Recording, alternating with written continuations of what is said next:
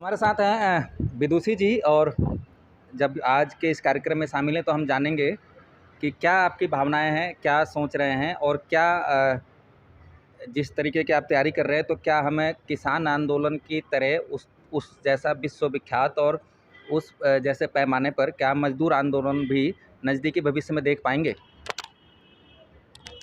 हाँ जी, बिल्कुल। किसान आंदोलन से तो डेफ़िनेटली मज़दूर वर्ग के लिए सीखने के लिए है कि आगे आने वाले समय में आंदोलनरत होना है।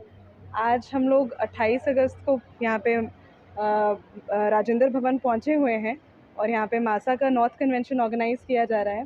आज से 6 साल पहले ही मासा एस्टैब्लिश किया गया था, क्रिएट किया गया था इस ऑब्जेक्टिव के साथ में कि एक निर्णायक, जुझारू और एक लड़ाकू संघर्ष लड़ने वाला संगठन की तैयारी करनी होगी।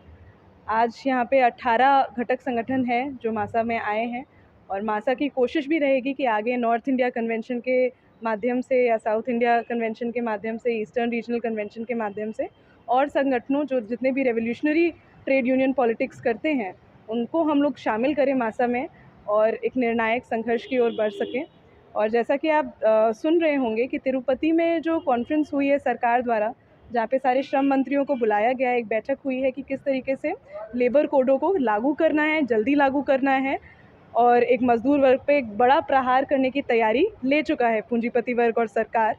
और इसी समय में मासा का रोल काफ़ी इंक्रीज़ हो जाता है ऐसे समय में और इसी की तैयारी को लेते हुए मासा ने तय किया है कि 13 नवंबर को भी एक सेंट्रल रैली और अभियान चलाया जाएगा, जहां रामलीला मैदान से सीधे राष्ट्रपति भवन जितने भी देश भर के मजदूर हैं वो लोग दिल्ली आएंगे और कूच करेंगे राष्ट्रपति भवन की ओर, अपना ज्ञापन सौंपेंगे, अपना चार्टर ऑफ डिमांड सौंपेंगे।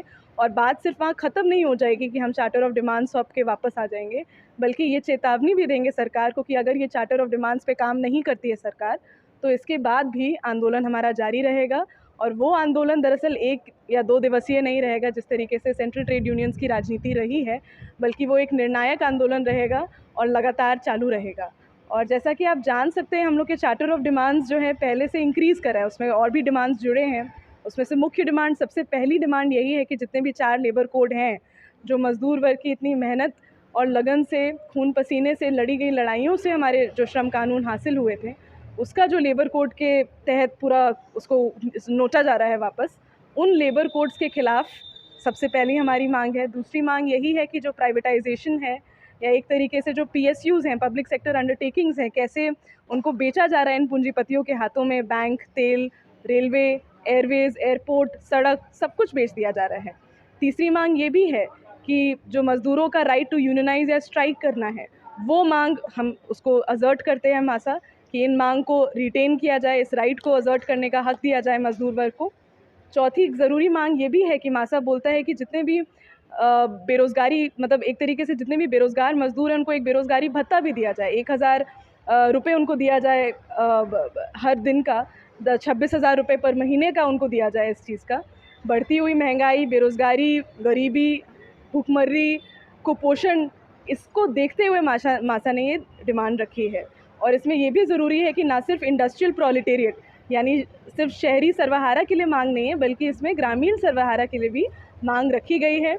और मासा की अगर आप मांगों को देखें तो इसमें ना सिर्फ वर्किंग कंडीशन संबंधित मांगे हैं, बल्कि मज़दूरों की मूलभूत सुविधाओं, उनकी लिविंग कंडीशन ओरिएंटेड मांगे भी हैं इसमें।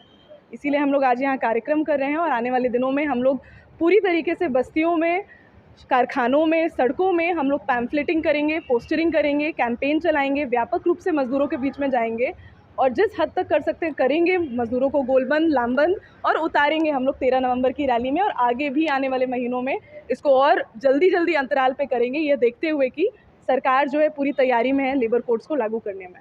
एक सवाल और कि एक आपने जिस सम्मेलन की बात की जिसमें मोदी जी ने बढ़ चढ़ के नए श्रम कानून की तारीफ करी, उन्होंने ये भी कहा कि भाई चौथी औद्योगिक क्रांति के लिए ज़रूरी है कि हम तेज़ी से इन कानूनों को लागू करें और तेज़ी से और जो फैसले लें। आपको मतलब इन नए श्रम लेबर कोड में कोई अच्छी चीज़ नहीं लगती क्या? जी नहीं, बिल्कुल इसमें कुछ भी अच्छा नहीं है, मज़दूर वर्ग की पूरी खिलाफत में है। उसका अगर लैंग्वेज देखा जाए तो बड़ा ही सोफिस्टिकेटेड वे में लिखा गया है कि आम लोगों के लिए समझ पाना कि इसमें क्या लिखा है लेबर कोड में बहुत बेहद मुश्किल है।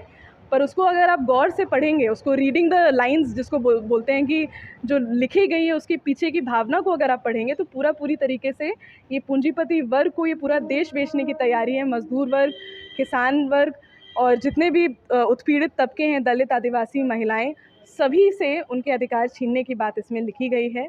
और इस जो भी इसमें राइट टू यूनियनाइज है, स्ट्राइक है, स्थायी काम पे स्थायी रोज़गार की बात है, या 8 घंटे की कानून की बात है, PF, ESI, bonus, gratuity, compensation, सब कुछ एक छीनने की बात है। तो एक तरीके से ये हम नहीं बोलना चाह रहे कि ये सारे अधिकार मज़दूरों को अभी तक मिलते आए हैं। ये हम पाते हैं कि ठेका प्रथा पूरी तरीके से पहले से ही समाज में काफ़ी लागू है और मज़दूरों को ये मूलभूत जो उनके मांगे हैं, लेबर कोड्स, लेबर जितने भी लेबर लॉज हैं, 44 लेबर लॉज हैं, वो पहले भी नहीं मिलती आई हैं अनऑर्गेनाइज सेक्टर वर्कर्स को। लेकिन अब सरकार दरअसल कर क्या रही है कि इन कानूनों को हटाने के बाद एक तरीके से मज़दूरों को ये संदेशा दे रही है कि अब तो तुम लड़ भी नहीं पाओगे इन मांगों पे, अब तुम कभी लेबर कोर्ट भी नहीं जा पाओगे, लेबर ऑफिस भी नहीं जा पाओगे। और खैर ये लेबर कोर्ट्स तो लेबर ऑफिस और लेबर कोर्ट सब छीन रहा है।